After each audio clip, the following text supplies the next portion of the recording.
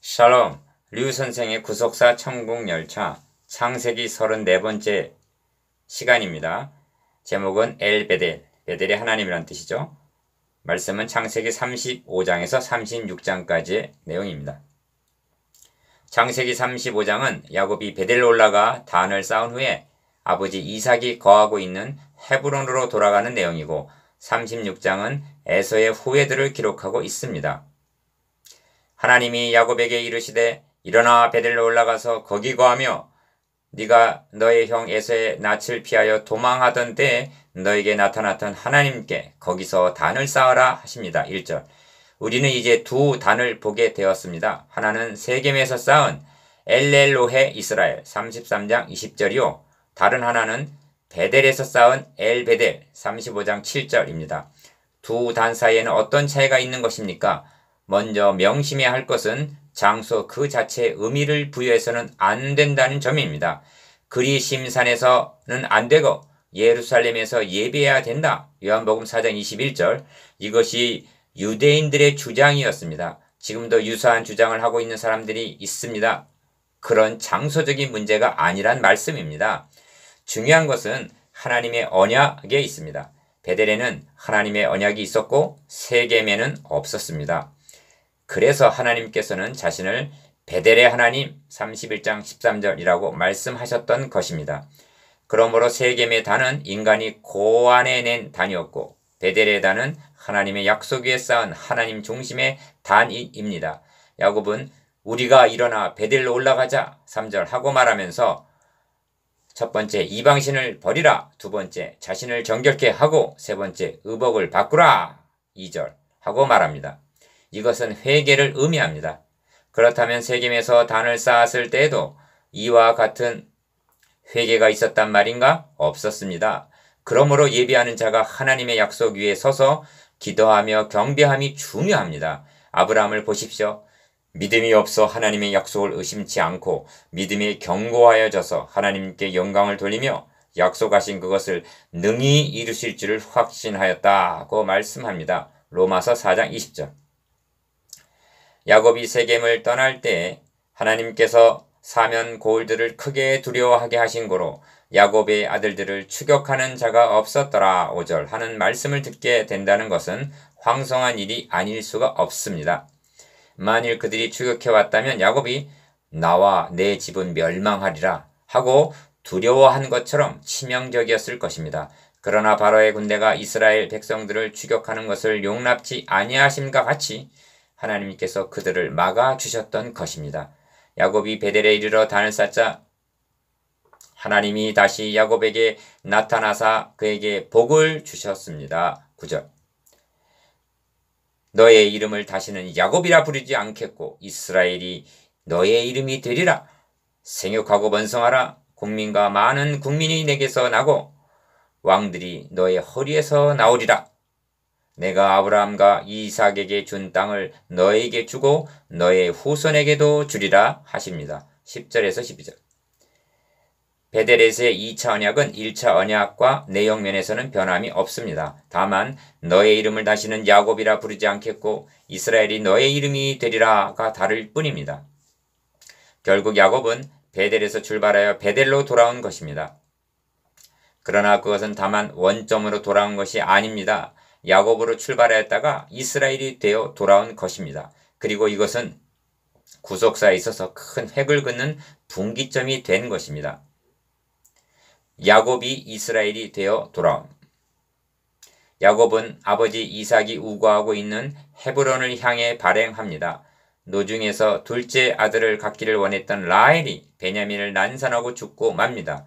그 장면을 성경은 라헬이 임산하여 심히 신고하더니 그가 난산할 즈음에 산파가 그에게 이르되 두려워 말라 지금 그대가 또 등남하느니라 하매 16절에서 17절 그 이름을 베노니라 부르면서 숨을 거두고 맙니다.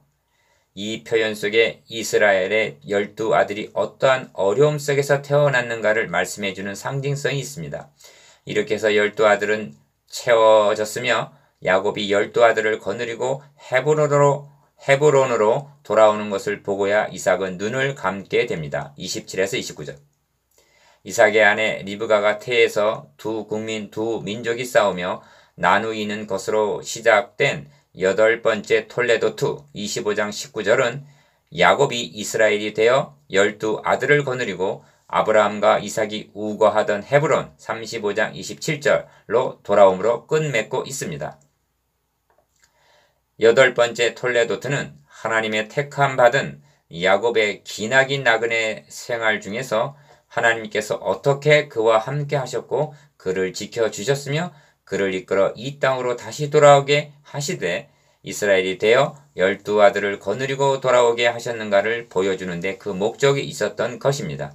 그리고 그것은 지금 약속의 땅 가나안을 향해 출애굽의 대장정에 오른 이스라엘 백성들에게 크나큰 위로와 용기를 주었을 것이 분명합니다. 구속사에 있어서 야곱의 역할은 사실상 여기서 끝나고 있습니다. 하나님께서는 이스라엘의 12아들을 애굽으로 이주시키기 위해서 한 사람 요셉을 앞서 보내시게 될 것입니다. 그에 앞서 36장은 에서 곧 에돔의 대략은 이러하니라 36장 11절 하고 9번째 톨레도투가 시작이 됩니다. 36장 1절에서 37장 1절. 에돔 족속의 조상에서 성경이 이렇게 하고 있는 것은 영에 속한 자와 육에 속한 자를 대조적으로 보여주기 위해서입니다. 그것은 곧 여자의 후손과 뱀의 후손의 두 줄기인 것입니다. 여자의 후손인 야곱은 그의 아내들과 자녀들과 재물을 이끌고 가나안으로 돌아온 반면 뱀의 후손이 되고만 에서는 자기 아내들과 자기 자녀들과 자기 집의 모든 사람과 모든 재물을 이끌고 그 동생 야곱을 떠나 타처로 갔다고 말씀합니다. 6절. 이들은 여러 족장들로 번창하였으며 이스라엘 자손을 다스린 왕이 있기 전에 에돔 땅을 다스린 왕이 이러하니라 31절 하고 열왕들의 이름들이 나옵니다. 야곱의 후손인 이스라엘 백성들이 애굽에서 400년 동안 고역과 학대를 당하고 있는 동안 에서의 후예들인 에돔 족속들은 세상에서 큰 권세를 부리면서 부귀와 영화를 누리고 있었던 것입니다. 출애굽 당시의 모세는 가데스에서 에돔 왕에게 사자를 보내어 당신의 형제 이스라엘로 당신의 땅을 통과하게 하소서 민수기 20장 14절에서 17절 하고 간곡한 말로 청원하였으나 그들은 통과함을 용납지 아니하고 강한 손으로 막았다고 성경에는 기록되어 있습니다. 예루살렘 성이 바벨론에 의하여 함락되고 파괴당했을 때에도 누구보다도 이를 기뻐한 것이 에돔 족속이었습니다. 여호와여 예루살렘이 해 받던 날을 기억하소서 에돔 자손을 치소서 저희 말이 회파하라 회파하라 그 기초까지 회파하라 하였나이다. 시편 137편 6절 하고 시편 기자는 호소합니다. 36장은 이렇게 끝맺고 있습니다. 에돔 족속의 조상은 에서더라 43절. 그리고 이스라엘의 조상은 야곱입니다. 그렇다면 당신의 조상은 누구인지 말해줄 수가 있습니까? 형제여 자매여 우리도 베델로 올라가서 베델의 하나님 곧 언약의 하나님께 단을 쌓으십시다. 적용 묵상 질문. 첫 번째, 세겜과 베델에 있던 두 단의 차이점이 무엇입니까? 두 번째, 8번째 톨레도트는 어디서 시작되어 어떻게 끝맺고 있습니까? 세 번째, 에돔의 대략 36장은 어떠했으며 이를 보여지는 이유가 무엇입니까?